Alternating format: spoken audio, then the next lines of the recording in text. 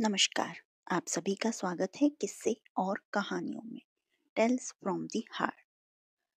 आज सोमवार है, इसलिए मैंने सोचा क्यों ना शिव जी के 108 नामों का हम उच्चारण करें, जो कि अलग अलग हैं। चलिए शुरू करते हैं। ओम नमः शिवाय। ओम महेश्वराय नमः। ओम शंभवे नमः। ओम पिनाकिने नमः। ओम शशिशेखराय नमः। ओम वामदेवाय नमः। ओम विरूपाक्षाय नमः। ओम कपर्दिने नमः। ओम नीललोहिताय नमः। ओम शंकराय नमः। ओम शूलपाणिये नमः। ओम खट्वांगिने नमः। ओम विष्णुवल्लभाय नमः। ओम शिपिविष्टाय नमः।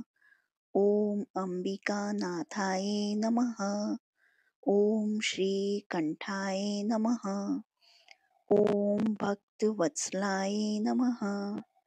ओम भवाय नमः। ओम सर्वाय नमः। ओम त्रिलोकेशाय नमः। ओम शितिकंठाय नमः। ओम शिवाप्रियाय नमः।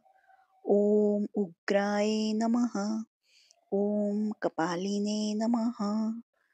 ओम कामाराय नमः। ओम अंधकासुरसूदनाय नमः। ओम गंगाधराय नमः। ओम ललाटाक्षाय नमः। ओम कालकालाय नमः। ओम कृपानिधये नमः। ओम भीमाय नमः। ओम परशुहस्ताय नमः। ओम मृगपाणिये नमः। ओम जटाधराय नमः। ओम कैलाशवासिने नमः। ओम कवचिने नमः। ओम कठोराय नमः। ओम त्रिपुरांतकाय नमः। ओम वृषांकाय नमः। ओम वृषभारूढ़ाय नमः। ओम भस्मोदधूलित विग्रहे नमः। ओम साम प्रियाय नमः। ओम स्वरमयाय नमः। ओम त्रयीमूर्तये नमः। ओम अनीश्वराय नमः। ओम सर्वज्ञाय नमः।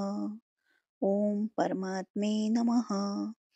ओम सोम सूर्या अग्निलोचनाय नमः। ओम हविषे नमः। ओम यज्ञमयाय नमः। ओम सोमाय नमः। ओम पंचवक्त्राय नमः। ओम सदाशिवाय नमः। ओम विश्वेश्वराय नमः। ओम वीरभद्राय नमः। ओम गणनाथाय नमः। ओम प्रजापतये नमः। ओम हिरण्यरेतसे नमः। ओम दुर्धर्षाय नमः। ओम गिरीशाय नमः। ओम गिरीशाय नमः। ओम अनघाय नमः। ओम भुजंगभूषणाय नमः। ओम भर्गाय नमः। ओम गिरिध्वनने नमः। ओम गिरिप्रियाय नमः। ओम कृत्तिवाससे नमः। ओम पुरारतये नमः। ओम भगवते नमः। ओम प्रमथाधिपाय नमः। ओम मृत्युंजयाय नमः। ओम सूक्ष्मतन्वे नमः। ओम जगद्व्यापिने नमः। ओम जगद्गुरुवे नमः। ओम व्योमकेशाय नमः। ओम महासेनजनकाय नमः। ओम चारुविक्रमाय नमः। ओम रुद्राय नमः।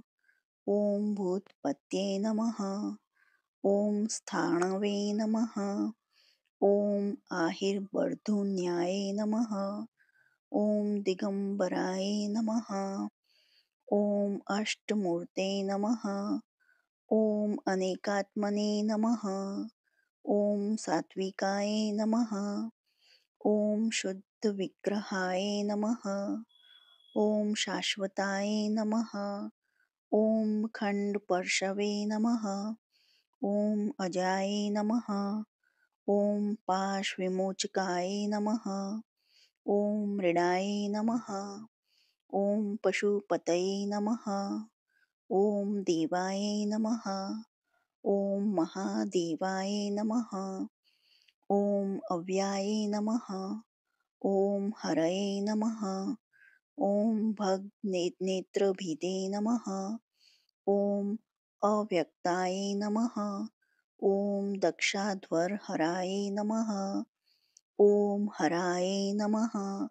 ॐ पुरुषदन्तभिदे नमः। ॐ अव्यग्राय नमः। ॐ सहस्राक्षाय नमः। ॐ सहस्रपदे नमः। ॐ अपवर्गप्रदाय नमः। ॐ अनन्ताय नमः। ॐ तारकाय नमः। ॐ परमेश्वराय नमः। इति शिवजी 108 नाम समाप्ति। जो आपको ये 108 नाम पसंद आए हों तो please like share and subscribe करें, और आगे और किसी भगवान के 108 अलग अलग नाम सुनना चाहते हैं तो प्लीज़ प्रेस बेल आइकन और कमेंट बॉक्स में बताइए आपको कौन सा नाम पसंद आया है। नहीं तो प्लीज़ ओम नमः शिवाय लिखिए। देखने के लिए धन्यवाद। जय हिंद, जय भारत।